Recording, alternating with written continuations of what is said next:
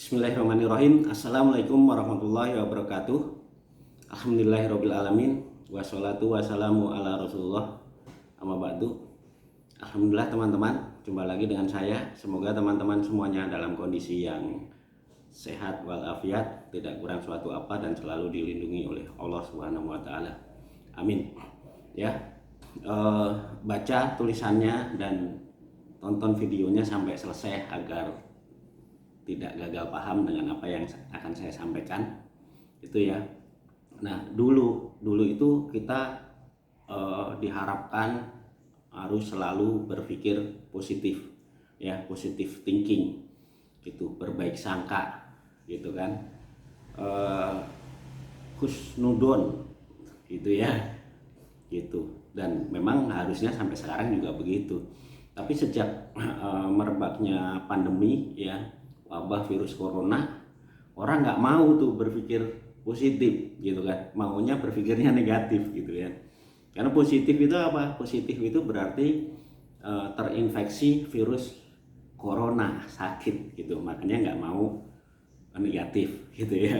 Itu bisa menjadi sebuah, ya, joke, gitu ya, lelucon, atau memang kondisinya memang seperti itu saat ini, ya, gitu. Nah, sejak sebulan terakhir, ya, katakanlah mulai bulan Juni gitu ya, itu rame muncul yang namanya virus COVID-19 yang bermutasi atau apalah, gitu kan, orang-orang pintar itu bilang dengan sebutan varian Delta. Nah, ini udah mulai menyerang dan merajalela nih, gitu kan. Banyak banget orang yang terkena begitu cepat, gitu kan, dan dinyatakan positif dengan gejala demam, pusing, nyeri, flu, batuk, pilek, gitu, itu sebagai indikasi awalnya, gitu kan. Tapi untuk mengetahui hal tersebut tentunya harus dengan melalui sebuah tes PCR. Nah, tapi tes PCR sendiri di sini ada satu hal yang menjadi permasalahan sendiri, yaitu biaya, gitu kan ya. Karena tidak semua orang punya kemampuan yang cukup, gitu, apalagi dalam situasi yang sulit ini. Kita ngomong masyarakat awam, gitu kan ya. Itu jadi masyarakat awam, masyarakat kebanyakan itu. Nah, untuk sekali melakukan tes PCR ini paling murah 600.000 kalau misalkan sekeluarga, anggaplah rata-rata sekeluarga itu berempat. Nah, kalau udah berempat itu 600.000 kali 4, 2,4 juta. Angka yang lumayan, gitu, untuk saat ini, gitu kan, di situasi yang sulit ini akan sangat berat, gitu kan, harus mengeluarkan hanya untuk sebuah tes PCR 2,4 juta, gitu. Nah, dinyatakan positif apabila nilai CT-nya itu kurang dari 40, gitu. Ada yang lebih murah, katakanlah misalnya dengan tes antigen. Tes antigen itu rata-rata 150 kali 4, 600, juga bisa menjadi berat bagi orang yang memang kemampuan secara ekonominya ya maaf ya, kurang, gitu. Jadi tetap berat, gitu. Sementara tes antigen sendiri secara akurasi untuk menentukan apakah terinfeksi virus atau tidak itu, ya, tingkat akurasinya masih rendah, gitu kan, tingkat akurasinya. Jadi konon katanya antigen itu cuma sampai 25, jadi masih ada gap antara CT 25 sampai 40. Ini berbahaya nih, karena masih ada yang bisa menular virus di bawah CT 30, gitu kan ya, gitu. Nah, dalam kondisi seperti ini apa yang harus dilakukan, gitu ya. Nah, ini sudah dilakukan oleh teman saya, sahabat saya, gitu kan, yaitu apa? Saya sarankan untuk kita berpikir positif. Maksudnya gimana?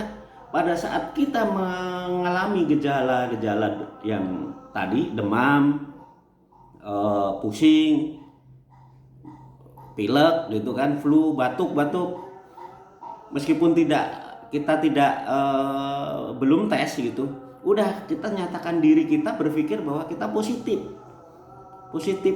eh, COVID gitu. Lu kok gitu? Iya nggak apa-apa gitu. Jadi kita tidak usah tes gitu kan. Tes lebih baik, cuman kan ada kondisi yang itu tadi kita ngomong biaya. Nah, dalam kondisi yang keterbatasan dana biaya gitu kan, jadi begitu kita merasakan gejala-gejala itu, kita langsung berpikir positif ya, berpikir kita kena COVID, langsung kita melakukan isolasi mandiri, kita langsung isoman gitu. Udah nggak usah banyak cerita gitu kan, bahwa aduh badan saya nggak enak ini, udah langsung isoman gitu, sekeluarga isoman, jangan keluar dari rumah gitu ya, langsung lakukan isoman. Setelah isoman apa ya, kita obati seperti yang di video saya sebelumnya gitu. Kita obati sakit kita apa, gejalanya apa. Kalau demam ya kita minum obat demam gitu kan, kalau batuk kita minum obat batuk gitu ya. Gitu kita obati ini gejalanya agar segera turun nih gitu kan, biar segera sembuh nih, kita punya demam gitu kan. Kalau batuk juga segera sembuh, kita punya batuk gitu. Jangan sampai kita daya tahan tubuh kita ini drop karena sakit ini tadi gitu kan, demam dan segala macamnya itu tadi gejalanya. Yang kedua ya kita langsung minum vitamin untuk mencegah virus gitu kan ya, ada vitamin C, vitamin D, vitamin B, segala macem lah gitu kan ya. Itu udah banyak cerita apa yang di share, tentunya udah tahu bagaimana mengatasi itu tadi. Kita minum suplemen ya kan, itu pakai kita minum madu dengan air hangat dan jeruk nipis, yang begitu itu lakukan gitu, dan lakukan isoman 14 hari gitu. Nggak usah tes, nggak usah segala macem, nggak apa-apa, langsung lakukan tes. Nah kita kerja gimana ya disampaikan aja kondisinya seperti apa gitu kan ya, isoman. Mudah-mudahan gitu kan, mudah-mudahan dengan isoman ini kita bisa ini adalah kondisi kesiapan kita dan kesigapan kita mengantisipasi gitu kan ya. Kalau ternyata kita negatif ya alhamdulillah, nggak apa-apa gitu. Tapi kalau positif kita nggak akan parah gitu. Kita udah antisipasi, begitu ada gejala dikit kita langsung obati gitu, karena yang merasakan diri kita sakit atau tidak itu kita gitu kan. Kalau dokter kan cuma nanya ya kan, nanya sakitnya apa Pak, sakitnya apa Bu, kan gitu. Dia nggak ngerasain gitu kan, yang ngerasain itu kita gitu. Makanya pada saat kita ngerasain itu dengan segala macam keterbatasan ya sudah gitu, kita menyatakan langsung berpikir positif, langsung isoman, langsung minum obat dan istirahat ya kan. Istirahat total, makan harus kita paksakan untuk tetap makan gitu, berjemur kalau pagi gitu ya gitu. Jadi memposisikan kita sebagai orang yang positif gitu ya. Itu yang saya maksud dengan judul berpikir positif itu tadi gitu. Itu adalah ikhtiar kita ya, ikhtiar kita untuk menjaga diri kita agar tetap sehat gitu ya. Tentunya selanjutnya kita berdoa, kita memohon pertolongan Allah agar terhindar dari hal-hal keburukan virus COVID ini. Hasilnya ya kita serahkan pada Allah, itu yang namanya tawakal gitu. Karena rumusnya emang begitu, sunatullah, bahwa nggak bisa kita tahu-tahu oh ya udahlah pasrah aja lah, saya tawakal sama Allah. Nggak di situ, itu terakhir gitu loh. Harus ada ikhtiar dulu. Tanpa ikhtiar nggak bisa. Sunatullahnya begitu, harus ada ikhtiar.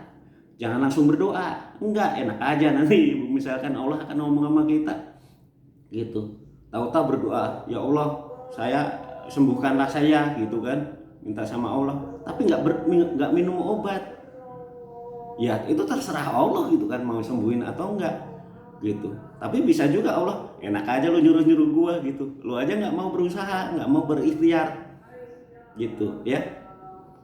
Dalam sebuah cerita, eh, Rasulullah didatengin oleh sahabat yang bertanya, bagaimana agar unta saya nggak hilang. Ya dia tanya gitu kan pada sahabat itu, kamu udah ikat belum eh, unta tersebut? Belum. Ya udah kamu ikat dulu gitu. Nah setelah ikat kamu baru ke sini ke masjid gitu. Jadi mengikat unta agar tidak lepas lari, agar tidak hilang, itu adalah bentuk ikhtiar. Itulah yang tadi saya sebut sunatullah. Jadi ikhtiar itu harus, jangan tiba-tiba hanya berdoa gitu kan, bahkan tiba-tiba tawakal pasrah, itu ujung gitu. Ikhtiarnya harus dilakukan dulu gitu. Nah ikhtiarnya seperti apa? Balik lagi itu tadi ya, begitu kita sakit berpikir bahwa kita positif, lakukan isolasi mandiri, lakukan pengobatan, berpikir bahwa segala sesuatunya Allah akan memberikan kebaikan kepada kita, memberikan kesembuhan kepada kita, memberikan kesehatan kepada kita gitu. Itu teman-teman yang dapat saya sampaikan. Semoga apa yang saya sampaikan bermanfaat. Kalau ada salah mohon maaf, kalau ada benar itu kebenaran hanya milik Allah. Dan semoga teman-teman semuanya selalu sehat dan dalam perlindungan Allah Subhanahu wa taala. Barakallahu fikum. Wallahu a'lam bishawab. Wassalamualaikum warahmatullahi wabarakatuh. Salam isomania, tetap sehat dan semangat.